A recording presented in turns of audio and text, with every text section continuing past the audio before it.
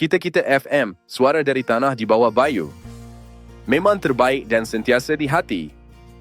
Dari gunung ke lautan, dari kota Belud sampai ke Kelabakan, inilah suara rakyat Sabah yang sejati. Hari ini kita kupas, Ewan Benedict letak jawatan, prinsip, protes atau percaturan politik. Letupan politik dari penampang, Ewan Benedict, Presiden UPKO, mengumumkan pengunduran dirinya daripada Kabinet Persekutuan. Katanya, keputusan itu berpunca daripada perbezaan asas dengan Jabatan Peguam Negara, berhubung isu 40% hasil Sabah, isu yang sudah lama menjadi simbol perjuangan autonomi negeri ini. Namun persoalan besar kini, mengapa sekarang? Mengapa bukan ketika kes ini mula mencetuskan kontroversi, tetapi selepas keputusan Mahkamah Tinggi dan menjelang desas-desus pilihan raya negeri Sabah yang semakin kuat? Ewan, yang juga ahli Parlimen Penampang, menyatakan bahawa pendirian AGC menolak tafsiran sejarah dan dokumen Perlembagaan Perjanjian Malaysia 1963 adalah sebab utama pengundurannya. Baginya, terus berada dalam kabinet ketika AGC masih mempertahankan kedudukan yang menafikan hak Sabah adalah tidak konsisten dengan prinsip perjuangan UPKO. Tapi di lapangan politik Sabah, ramai juga yang membaca langkah ini dari sudut lain. Ada yang melihatnya sebagai langkah berani dan bermaruah. Satu protes politik terhadap pusat yang masih enggan menghormati hak Sabah. Namun, ada juga yang menyindir.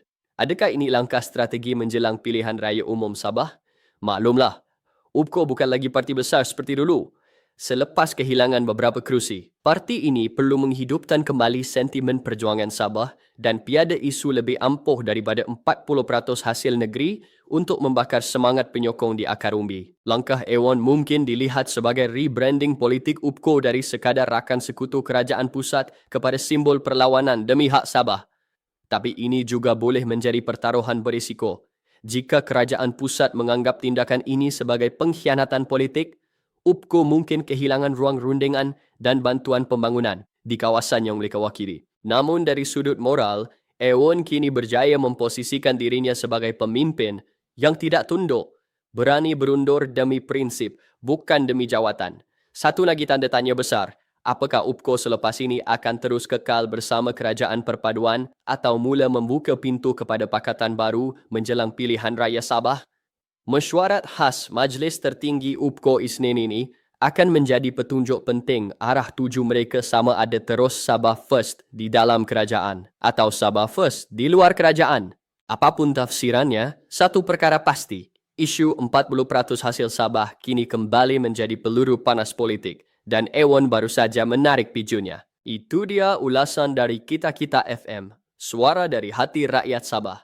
Jangan lupa kita bukan sekadar mendengar, kita menganalisis, menilai, dan bertindak. Jangan lupa like, komen, share, dan subscribe. Terima kasih.